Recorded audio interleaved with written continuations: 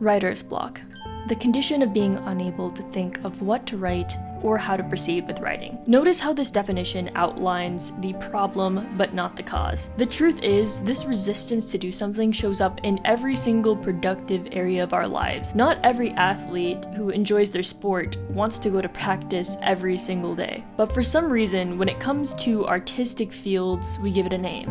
Writer's block. Art block. Everywhere else, we call the problem what it actually is at its core. Boredom, demotivation, insecurity. These things are actionable. Writer's block is not. This term that we've created to describe a particular feeling is just a vague umbrella term for dozens of different problems that could be happening under the surface.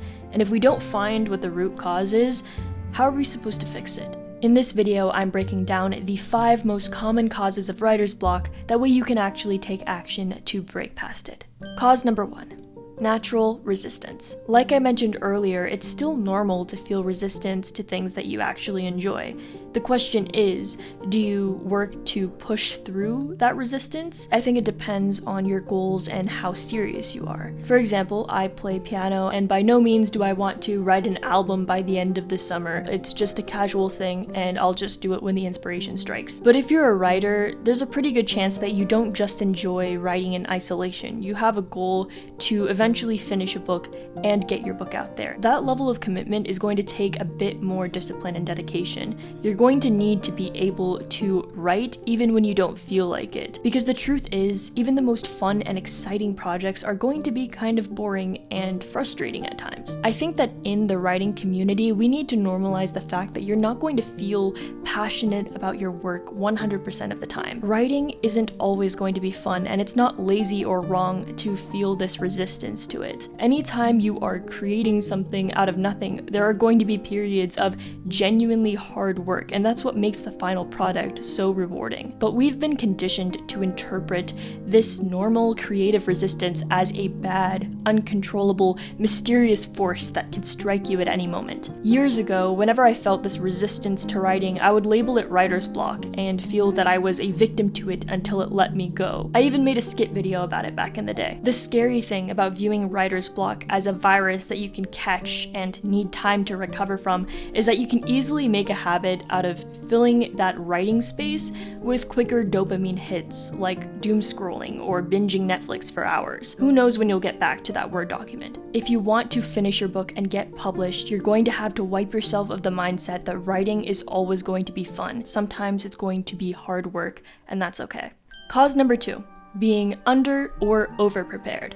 If you find yourself staring at a blank Word document feeling stuck, instead of calling it writer's block, try asking yourself, do I actually know what I'm supposed to write? Maybe you're not demotivated or lazy, maybe you're just lost. Speaking of which, you might want to check out my novel plotting crash course on Lost Island Inc. On the flip side, maybe you're actually over-prepared. If you have everything plotted out well and you know what you have to write but you can't bring yourself to do it, chances are it's probably a mindset problem. Maybe you're worried that you're going to write a bad book. Maybe you're constantly comparing your first draft to published books that you're reading. It might be helpful to reframe your perspective. Don't try to write this amazing piece that you have in your head. Just try to get all of the words onto the page. Word vomiting exercises can be really great if you have a perfectionistic personality. I've even found it helpful to avoid reading fiction while I write my first draft. Comparing your work to published writing can be a great learning opportunity, but at the same time, it can also lead to insecurity and overthinking. So if you notice that being the case for you, try taking a break from reading fiction for a while until you finish your first draft, and then you can go into critique mode. Cause number 3,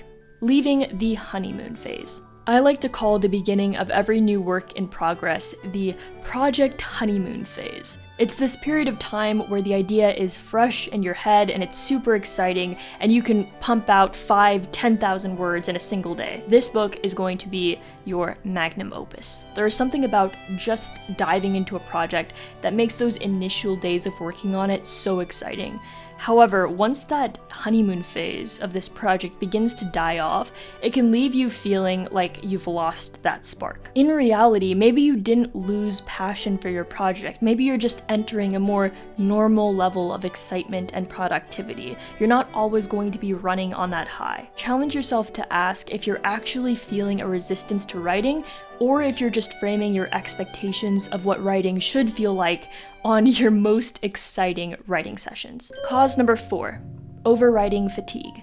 Writing can be a mentally strenuous task. If you've been writing consistently every day for a long period of time, you might actually burn yourself out from the writing alone. It is absolutely okay to take breaks from writing, and in a lot of ways it can actually enhance your creativity once you get back to the project. However, if you're thinking about doing this, it's really important to be honest with yourself. Looking at the past 2 weeks, month or so, you haven't been actually writing much at all.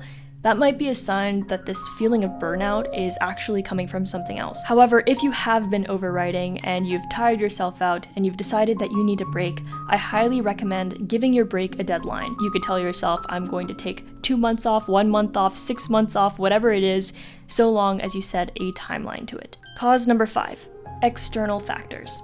There is also a chance that this feeling of resistance is not coming from the writing itself. It has nothing to do with natural resistance or insecurities or burnout. It's something else entirely. There may be a chance that other aspects of your life, such as stress or overworking, could be seeping into your writing sessions. The reason why I put this cause in last place is that yes, it's totally possible to happen, but it's probably the least likely out of all of the ones that I've mentioned in this video. Usually a pretty good way to tell is if you're actually feeling this resistance in other aspects of your life as well. If you have an overarching stress or a personal struggle that you are dealing with, it's going to affect more than just your writing sessions. So if you're feeling resistance mainly just to writing and you're still pretty motivated and productive in other aspects of your life, that's probably a sign that it's one of the first 4 causes I've mentioned in this video. I think a lot of times we will point our finger at external reasons to justify why we don't pursue our art, when in reality, it's something more internal. On the other hand, if you're noticing an overarching decline in various aspects of your life, then it's probably something external that is causing the problem, like stress or a personal struggle. If that's the case for you, then it's probably a good idea to take a break from writing until your circumstances calm down. So, in summary, here are the 5 most common causes of writer's block. Number 1, natural resistance. Make sure you're not setting your expectations too high in terms of how much you should enjoy the writing process. Number 2, being under or over prepared. If you're not sure where the story is going, maybe it's best to step aside and work on your plot for a while. On the other hand, if you've plotted everything really well but you're still struggling to get words onto the page, it might be worth easing up on how good your first draft needs to be. Number 3, leaving the honeymoon phase. Maybe this isn't resistance. Maybe this is just you returning to normal levels of productivity and unnecessarily beating yourself up over the gap. Number 4, overwriting. You might be pushing yourself to write too much too fast. It's okay to take a scheduled break once in a while. Number 5, external factors, such as overworking, stress, grief, or other struggles that seep into various parts of your life. Consider taking a break until circumstances calm down. By figuring out what the root cause of your writer's block actually is, you can take steps toward resolving it instead of falling victim to it. I hope this video was helpful, and if it was, please consider giving it a like and subscribing for more writing-related content. I would also love to hear in the comments below which of these 5 causes you struggle with the most, or if it's something else entirely that causes your resistance to writing which I didn't mention in this video, please leave a comment about that as well. It might help someone who's going through the same thing. Anyways, that is all for today's video. Until next time, get lost.